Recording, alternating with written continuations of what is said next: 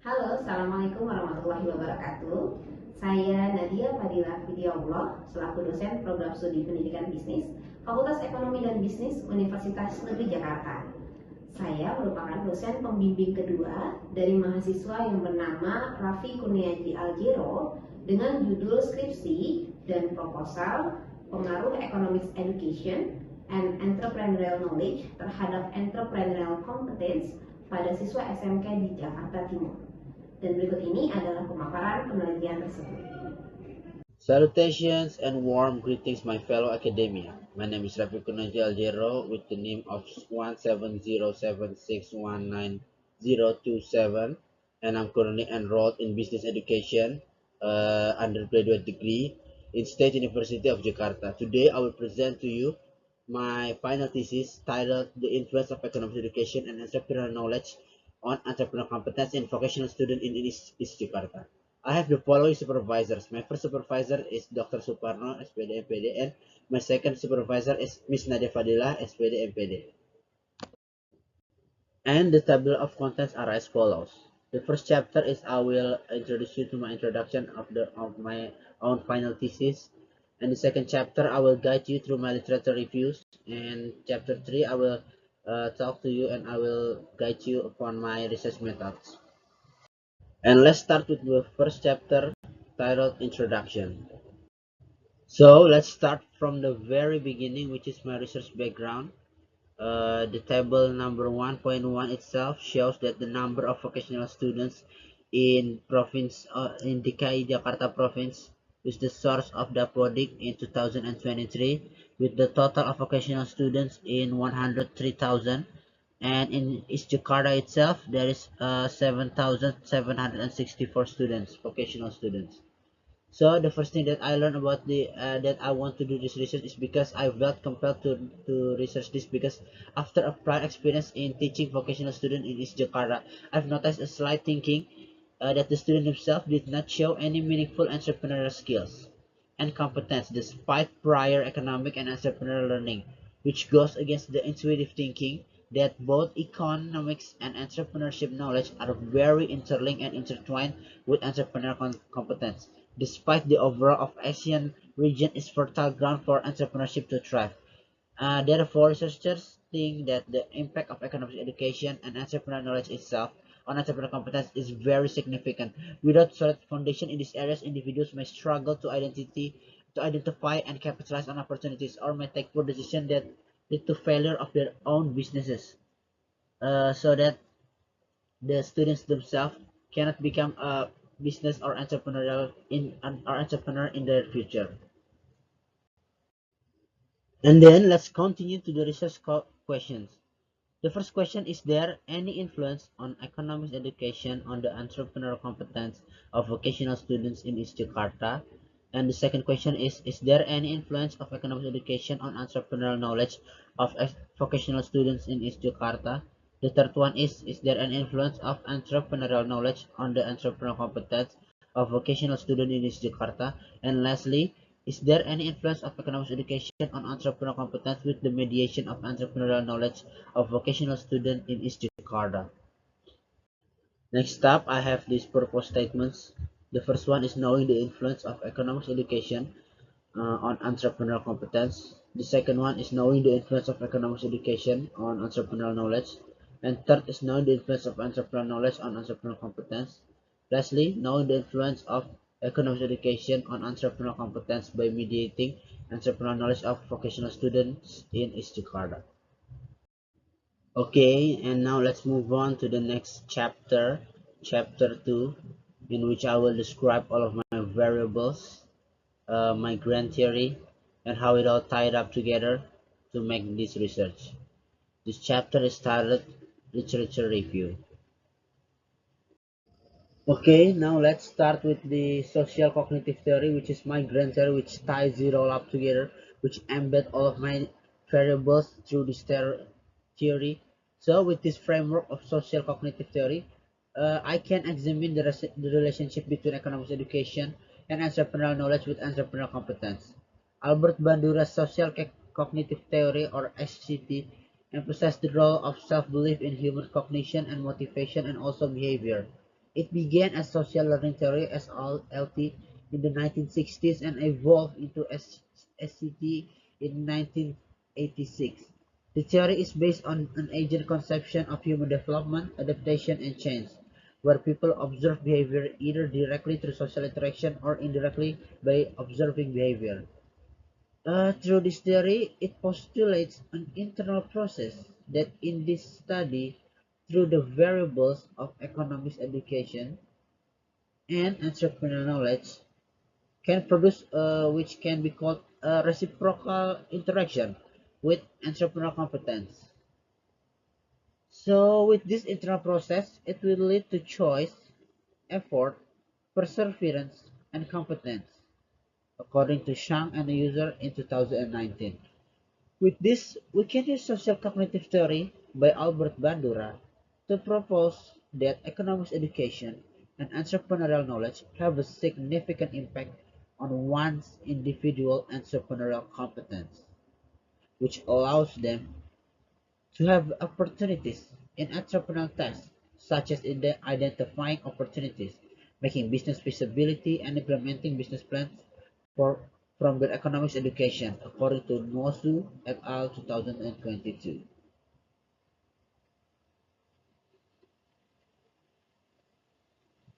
And then we can talk about the supporting theories of variables. The first one is the variables of economics education. Economic education itself refers to the learning process of how individuals, businesses, and societies make decisions about the production, distribution, and consumption of goods and services, as well as how they calculate their resources to achieve their goals, according to Moose Van Wyk from 2015. So let's talk about in the context of marketing learning in vocational high school.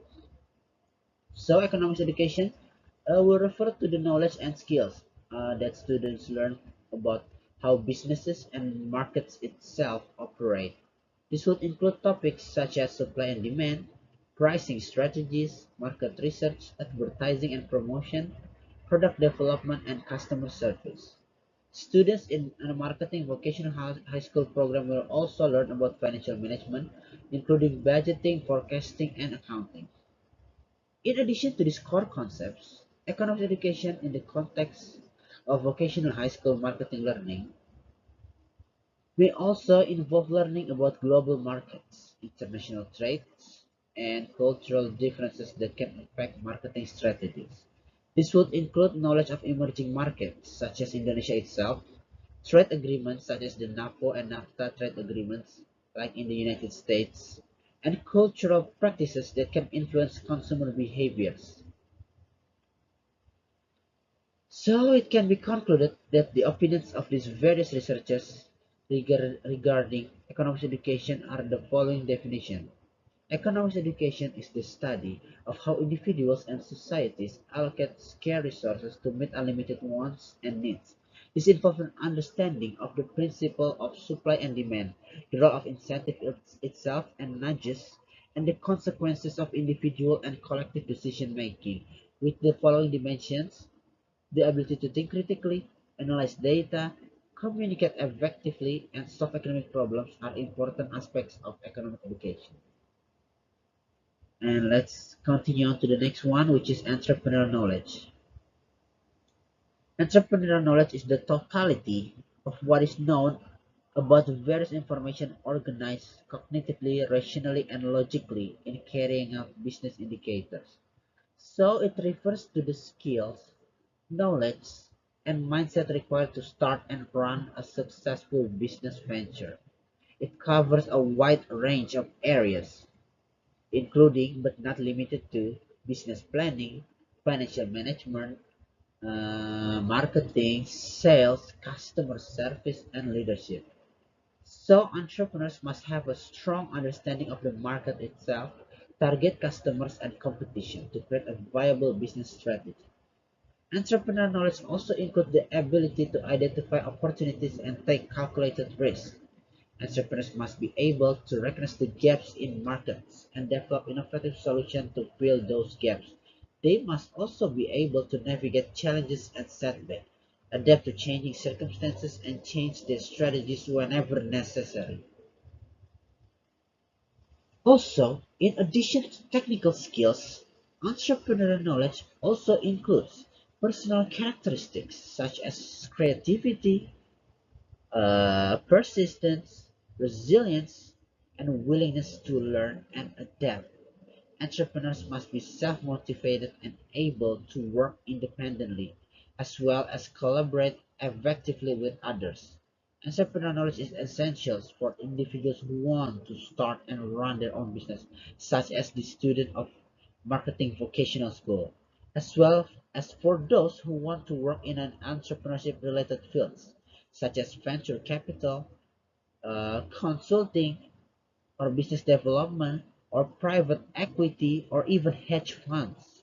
This knowledge is often acquired through a combination of formal education, which is the vocational school, and practical experience, also mentorship and networking. So the field of entrepreneurship itself has tried to provide a definition of what is entrepreneurial knowledge is. But I already told them that the entrepreneurial knowledge definition is the totality of what is known about various information organized cognitively and rationally and logically in carrying out business indicators, according to Chachi and Eisenberg in 2022. So let's continue on the entrepreneurial competence. The field of entrepreneurship has tried to provide a definition for entrepreneurial competence, although, as in the description of competence itself, there are myriad of approaches. There are thousands, there are countless approaches to the definition of the competence itself. That's why it is so hard to find a definition for what truly is entrepreneurial competence. Professor in 2020 points out that there's a general consensus in the discussion that presumably individuals who start and transform their own businesses have entrepreneurial competence. But in other research, such as Williams et al. 2020, state that entrepreneurial skills refer to individuals, entrepreneurs, who start or transform companies and add value through organizing resources and opportunities. And then there is some emerging market scientist from Iran named Asghar Yazdi from 2019 has an opinion that entrepreneurial competence can be defined as high-level feature that represents the capacity of entrepreneurs to succeed in the workplace. Entrepreneurial skills are recognized as key competencies to improve employability, so you can work and start business whenever and whatever you want, which involve personal initiative, self-learning, and enterprise development, dividing entrepreneurial competence into 5 groups, which is business opportunity identification, entrepreneurial vision preparation, business model development, business plan creation, and organizational drive, according to LV et al. 2021. Entrepreneurial competence is defined as underlying characteristics such as general and specific knowledge, motives, traits, self-image, social roles, and skills that result in the birth, survival, and or growth of an enterprise. So Williams et al. 2020 state that entrepreneurial competence refers to the individuals itself, individuals entrepreneurs who start or transform companies and add value to the society through organizing resources and opportunities privately. Conceptual framework. Using this social cognitive theory or SCT, researchers can connect the influence of economics education and entrepreneurial knowledge on entrepreneurial competence through concepts such as observation, learning, and environmental influences. SCT emphasized that individual behavior is influenced by the environment, individual cognition, and previously observed behavior through economics education and entrepreneurial knowledge and entrepreneurial competence. In SCT theory itself, the influence of the environment on individual behavior can be explained through the concept of learning. Students can learn entrepreneurial skills through direct experience and through observing and imitating the behavior of successful entrepreneurs in their environment. In addition, The influence of economic education can also help students to understand the concept of entrepreneurship better and improve their skills in planning, managing, and promoting small and medium enterprises. In addition to environmental and learning influences, SCT also emphasized the influence of individual cognition on behavior.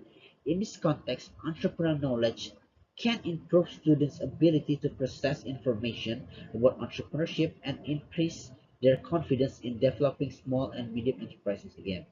And entrepreneurial knowledge can also help students to recognize business opportunities and overcome many obstacles that may arise in developing and running or operating small and medium enterprises.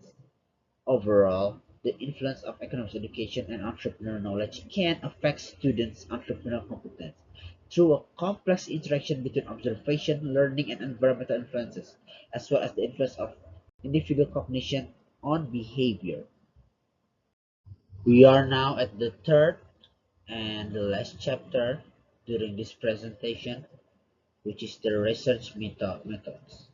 In this chapter, I will talk to you about uh, what are my samples, uh, who is my population, where do I conduct the research, how can I get my data, what type of data that I will get, and also how do I collect them, and lastly, how will I analyze them.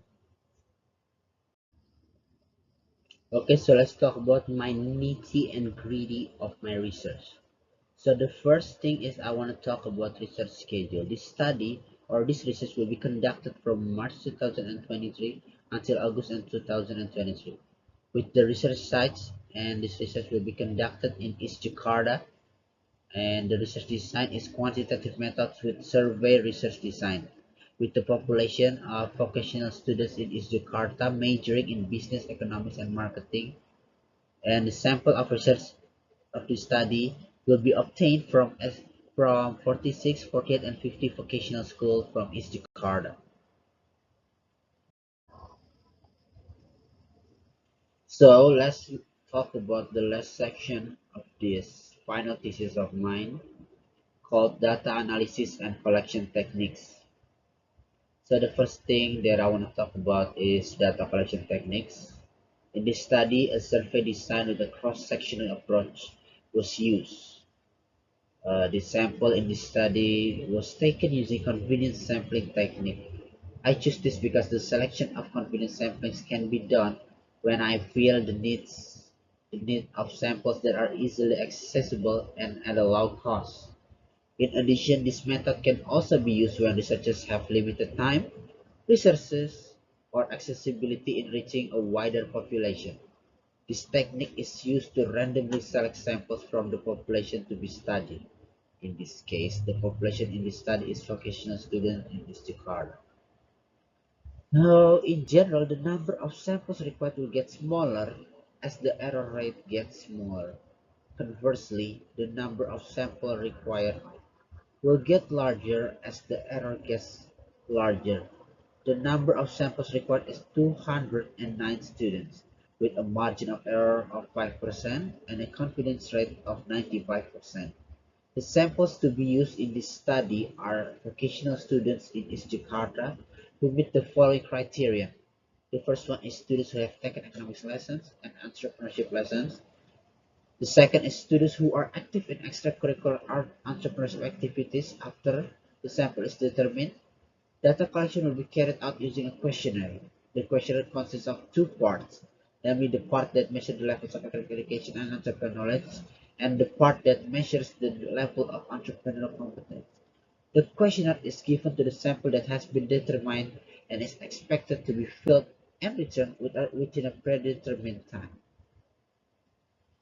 Okay, so let's talk about data analysis techniques. Researchers have used structural equation modeling in many research. That's why I choose it as a data analysis technique, as my own data analysis technique in this research or studies.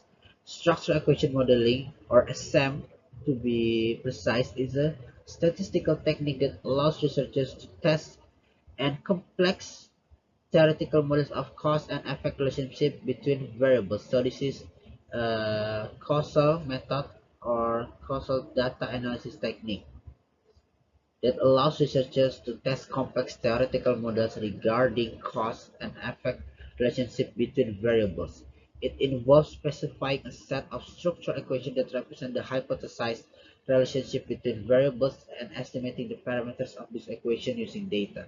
SEM can be used to test the direct and indirect effects of multiple predictors on a set of dependent variables.